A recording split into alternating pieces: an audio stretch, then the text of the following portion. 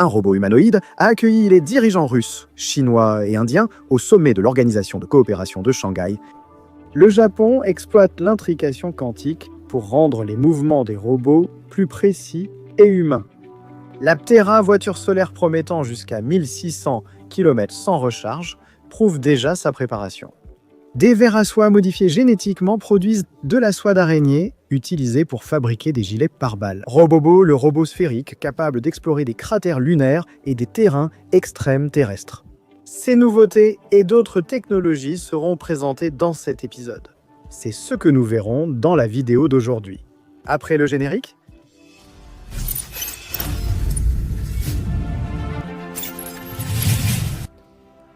bonjour Réalité Impressionnante, je suis Réalité Impressionnante et vous êtes sur Réalité Impressionnante. Si vous aimez notre chaîne, mettez un like, partagez et commentez, cela aide beaucoup l'engagement. Sans plus attendre, allons à la vidéo. Quand vous voyez un robot humanoïde bouger, vous avez déjà remarqué qu'il a souvent l'air un peu raide, comme s'il calculait trop chaque pas qu'il va faire? Ce n'est pas un hasard ni une impression. C'est bien ça. À chaque mouvement, les ordinateurs du robot résolvent un problème complexe, la cinématique inverse, qui détermine comment plier chaque articulation pour que la main ou le pied atteigne le point souhaité. Le problème est qu'il y a des milliers de combinaisons possibles et les ordinateurs classiques les résolvent par essai et erreur. Résultat, des mouvements souvent lents et peu naturels. Des chercheurs de l'Institut de technologie de Chibora, à l'université de Waseda de Fujitsu, ont décidé d'analyser et d'attaquer ce problème-là. De façon inattendue. Grâce à l'informatique quantique, ils ont modélisé les articulations du robot en qubits, exploitant l'intrication quantique, où des particules s'influencent, même à distance. C'est une métaphore parfaite pour le corps du robot. Bouger une articulation affecte toujours les autres. La stratégie était de créer un système hybride. Les calculs de position ont été faits sur des circuits quantiques, tandis que la cinématique inverse restait sur des ordinateurs classiques. La répartition a accéléré les calculs et réduit les erreurs de 43% lors des tests sur le simulateur quantique Fujitsu. Dans l'une des expériences, ils ont simulé un robot humanoïde à 17 articulations, ce qui prendrait normalement une demi-heure de traitement. Ils ont obtenu des résultats fiables plus rapidement, même sur un ordinateur quantique 64 bits développé avec le RIKEN. Et pourquoi est-ce important? Parce que les robots du futur, surtout les humanoïdes, devront se déplacer avec fluidité, réagir vite et gérer en temps réel des environnements complexes aux côtés des humains. Aujourd'hui, de nombreux projets réduisent le corps du robot à 7 articulations, au lieu de 17, rendant ainsi les mouvements plus rigides et artificiels. L'approche quantique promet d'éliminer toute cette rigidité. Ce qui est enthousiasmant, c'est que cela fonctionne déjà sur les ordinateurs quantiques actuels. Encore imparfaits, mais ayant résolu des problèmes spécifiques. Autrement dit, avec la combinaison de la robotique et de l'informatique quantique, les Japonais ont fait un pas concret pour transformer les humanoïdes en machines beaucoup plus intelligentes et réalistes. Le secteur automobile actuel est un véritable portrait de l'inefficacité. Vous savez pourquoi? Saviez-vous qu'une voiture à essence convertit seulement 25% de l'énergie en mouvement, le reste étant perdu en chaleur et pollution? À grande vitesse, 60% de l'énergie supplémentaire sert uniquement à vaincre la résistance de l'air. Face à ce constat, une entreprise californienne s'est demandé: et si nous pouvions réduire cette traînée aérodynamique à presque zéro? La solution est apparue avec l'Aptera, un véhicule à 3 roues qui réinvente la voiture. Conçu dès le départ pour l'efficacité, la légèreté et une structure en fibres de carbone et aluminium. Son aérodynamique avancée permet de consacrer presque toute l'énergie au déplacement du véhicule. Le résultat est impressionnant. Jusqu'à 1600 km d'autonomie avec une seule charge, soit bien plus que les véhicules électriques classiques. Et voici le détail qui change toute la donne. Comme l'efficacité est si élevée, il est logique d'intégrer des panneaux solaires directement dans la carrosserie. Aptera indique que dans les régions ensoleillées, vous pourriez presque rouler uniquement à l'énergie solaire. Vous ne chercherez plus d'ombre pour garer votre voiture. Et pour le stationnement, imaginez laisser votre voiture au travail et rentrer avec plus d'autonomie qu'en partant. Dans certains lieux, cela pourra représenter plus de 10 000 km gratuits par an. Oui, quand c'est nécessaire, la voiture fonctionne aussi comme une électrique classique. La recharge rapide permet d'atteindre 100 km en 1 heure. Comme il consomme un tiers de l'énergie d'un véhicule électrique classique, le coût d'utilisation diminue d'autant. La sécurité en fait a été prise en compte. La carrosserie de l'Aptera utilise des composites de carbone comme en Formule 1, renfort métallique, zone d'absorption des chocs et cage en acier protégeant les occupants. Fait intéressant, la structure interne compte seulement 6 parties principales. Cela veut dire moins de poids, plus simple et une production beaucoup moins coûteuse à grande échelle. Le design impressionne aussi à l'intérieur. Il y a amplement d'espace pour les occupants. Un pare-brise panoramique accentue aussi l'aspect futuriste. Et malgré son apparence très différente, conduire un Aptera est décrit comme étant doux, silencieux et réactif, comme tout bon véhicule électrique devrait l'être. L'entreprise vise à créer un monde où les prochaines générations ignoreront ce que signifie faire le plein à une station-service. Une vision d'un transport propre, accessible et solaire. Tu penserais-tu vraiment qu'une voiture solaire comme l'Aptera peut rivaliser avec des géants comme Tesla et BYD? Combien de temps faudra-t-il avant de voir des routes remplies de véhicules se rechargeant grâce au soleil? Dis-le ici dans les commentaires. As-tu déjà imaginé un robot sphérique roulant sur les pentes raides de la Lune, cartographiant des cratères inaccessibles aux autres véhicules? C'est la proposition du RoboBall, un concept qui est né à la National Aeronautics and Space Administration il y a 20 ans, et qui prend maintenant vie à l'Université Texas A&M. La forme sphérique peut sembler simple, mais justement parce qu'elle n'a ni avant ni arrière défini, elle est capable de naviguer dans des endroits où les robots à roues ou à pattes se retrouveraient tout simplement bloqués. L'ingénieur Robert Ambrose a eu l'idée originale et construit un prototype. Mais le projet a été abandonné lorsqu'on s'est concentré sur les véhicules dirigeables pilotés. Aujourd'hui, à l'université, Ambrose a repris ce concept avec 2 autres étudiants en master. Il développe 2 versions. Le RoboBall 2, plus petit, avec un diamètre de 60 cm, pour tester la puissance et les algorithmes de contrôle, et le RoboBall 3 beaucoup plus grand, avec un diamètre de 1,8 m, conçu pour transporter capteurs, caméras et outils de collecte en mission. Les premiers tests sur le terrain ont lieu sur les plages du Texas.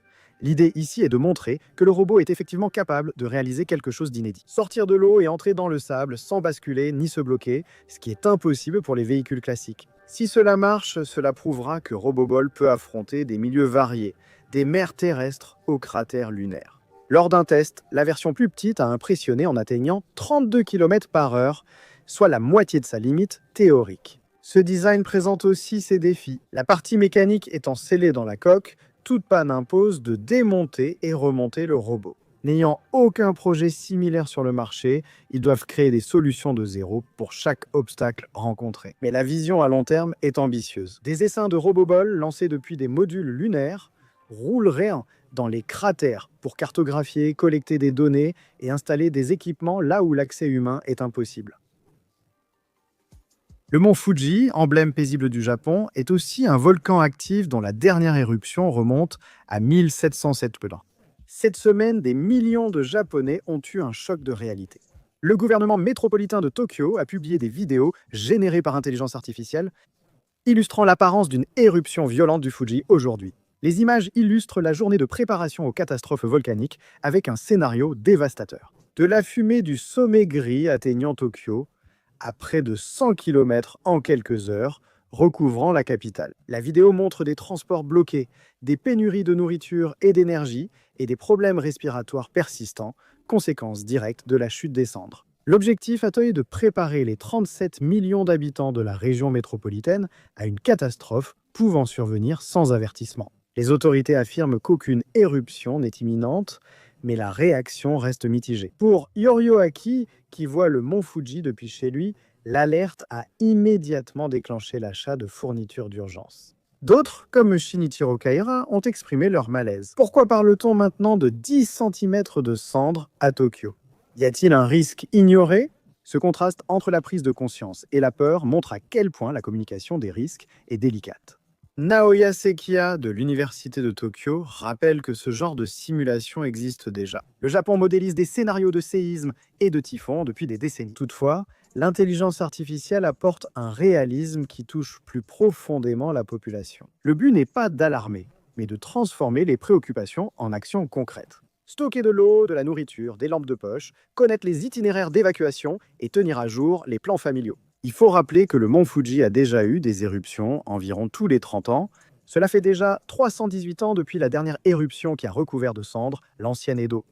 Les scientifiques considèrent toujours le mont Fuji comme actif. Et le Japon, avec ses 111 volcans situés dans ce qu'on appelle la ceinture de feu du Pacifique, ne peut pas se permettre d'ignorer les risques à faible probabilité. Au final, les vidéos ont soulevé un point important. Comment trouver l'équilibre entre réalisme et tranquillité d'esprit? Pour certains, c'est inconfortable. Pour d'autres, c'est un rappel essentiel que même le symbole le plus majestueux peut bouleverser des vies. En un clin d'œil, Spot, le chien robot de Boston Dynamics, est déjà presque une célébrité. Il transporte des charges en usine, inspecte des sites dangereux et danse à la télévision. Mais maintenant, il a de nouveau surpris le public en exécutant des saltos arrière, de manière soi-disant consciente. Un exploit qui semble être du pur divertissement, mais qui cache une raison bien plus technique. En effet, personne n'imagine Spot faisant des saltos dans la vie quotidienne à l'intérieur d'une usine, n'est-ce pas? Mais ces mouvements extrêmes sont la méthode trouvée par les ingénieurs pour tester les limites de ce robot.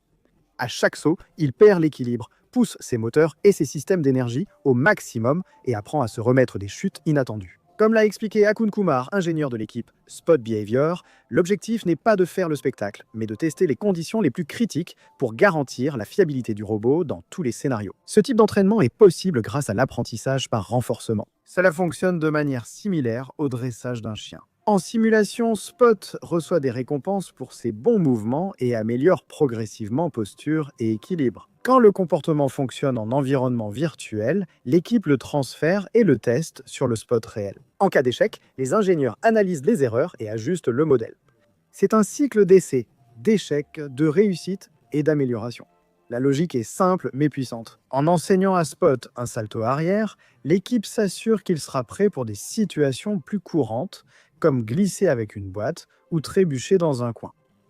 Dans ces situations, pouvoir se rétablir vite sans endommager la charge est crucial. Spot a déjà dansé sur plusieurs scènes, montrant sa coordination dans des routines chorégraphiées. Mais au fond, chaque acrobatie est un test scientifique déguisé en spectacle. Boston Dynamics parie que plus il sera poussé à ses limites, plus il sera fiable dans notre monde réel. Au sommet de l'Organisation de coopération de Shanghai, 2025, un détail a éclipsé les longues discussions entre la Chine, la Russie et l'Inde. Ce n'était ni un discours enflammé, ni un coup politique, mais un robot humanoïde nommé Xiaohe, présenté comme membre officiel de l'équipe de l'événement. Doté d'une intelligence artificielle avancée, Xiaohe parlait chinois, anglais et russe. Il a été conçu pour orienter journalistes, reporters et invités. Lors de la rencontre de 2 jours à Tianjin, le robot assistant humanoïde doté d'une intelligence artificielle de pointe fournissait des informations en temps réel, un support multilingue et adaptait ses réponses grâce à la reconnaissance émotionnelle. Lors des échanges, Xiaohe a montré un grand professionnalisme. Interrogé sur les relations délicates entre l'Inde et la Chine, il a déclaré ne pas donner d'opinion personnelle sur les pays ou les politiques. Plus tard, il s'est montré bien plus sympathique, présentant le programme du sommet, les activités culturelles et servant même des glaces aux bénévoles au centre des médias.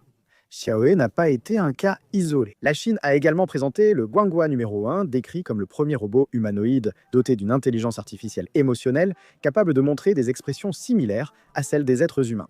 Tout cela fait partie d'une stratégie plus large. Le mois dernier, le pays a accueilli les Jeux mondiaux des robots humanoïdes, rassemblant des concurrents de 16 pays pour des courses, du football, de la boxe et diverses tâches. Installer un robot réceptionniste lors d'un événement international majeur. La Chine indique clairement qu'elle considère la robotique non seulement comme une partie de son économie intérieure, mais aussi comme un élément clé de son image mondiale. C'est plus que de la technologie, c'est de la diplomatie mise en scène par des machines, créant ainsi un récit de puissance et d'innovation devant les dirigeants mondiaux. Et cela nous amène tous à réfléchir, n'est-ce pas? Verra-t-on bientôt des robots humanoïdes occuper davantage de fonctions auprès des politiciens? En plus des entreprises et des espaces publics, cela fait désormais partie intégrante de notre société. Ou bien est-ce encore une vitrine technologique avec des objectifs plus stratégiques que pratiques? Dis-moi ta réponse dans les commentaires. Et ne viens pas dire que les robots seront les politiciens du futur, hein?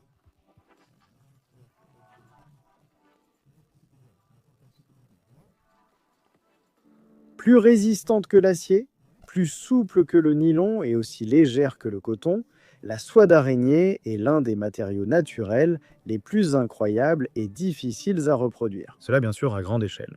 Une entreprise de biotechnologie du Michigan, Craig Biocraft, affirme avoir franchi une étape décisive dans ce domaine. Transformer le verre à soie ordinaire en une usine vivante de soie d'araignée. La grande nouveauté est arrivée début 2025 lorsque Craig a annoncé une insertion dans l'acide désoxyribonucléique du verre à soie. Ils ont inséré le plus grand gène de soie d'araignée jamais enregistré. Le gène venait de l'araignée écorce de Darwin, réputée pour sa fibre naturelle très résistante, pouvant s'étirer d'un tiers sans se rompre. Il en résulte un cocon hybride contenant jusqu'à 90% de protéines de soie d'araignée, filées naturellement par l'insecte.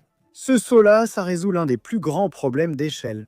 Les tentatives antérieures de produire de la soie d'araignée avec des bactéries, levures ou moutons transgéniques étaient coûteuses et nécessitaient une purification complexe. Le ver à soie, domestiqué depuis des siècles, bénéficie d'une chaîne de production mondiale déjà en place, ce qui accélère l'arrivée de ce matériau sur le marché.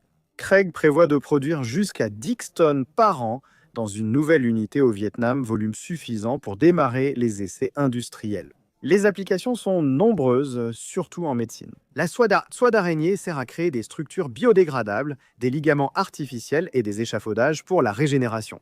Elle permet aussi de produire des tissus ultra légers et par balles, en plus du Kevlar. Dans le domaine de la mode, elle ouvre la voie à des vêtements haute performance qui allient luxe, résistance et biodégradabilité, une convergence rare entre technologie et durabilité. Il existe encore des obstacles. Assurer la cohérence de la fibre dans des millions de cocons et transformer la soie sans perdre ses propriétés uniques est un défi logistique complexe.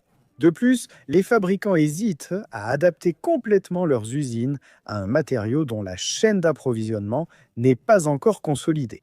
C'est pourquoi beaucoup d'experts estiment que l'usage commencera dans des niches biomédicales avant d'atteindre les vêtements grand public. Eh oui mes amis, et voici les 7 technologies qui montrent que le futur se déroule déjà sous nos yeux. De l'informatique quantique, facilitant les mouvements des robots, aux voitures solaires quasi autonomes en énergie. La question qui restait est laquelle de ces innovations pensez-vous qui arrivera en premier? Dans la vie réelle? Parmi elles, cela paraît encore trop lointain pour y croire. Donnez votre avis en commentaire, c'est important. Si vous avez aimé notre contenu, vous savez déjà, n'hésitez pas, toutes les informations, les liens pour vérifier sont ici, dans la description. Abonnez-vous, likez et commentez. Merci de votre fidélité. À bientôt. Au revoir.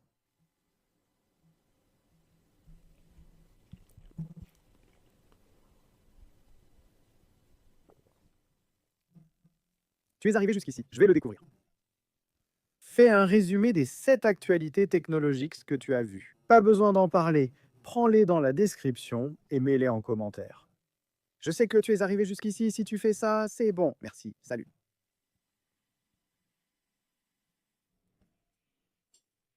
Peu le feront. Si quelqu'un essaie, on verra.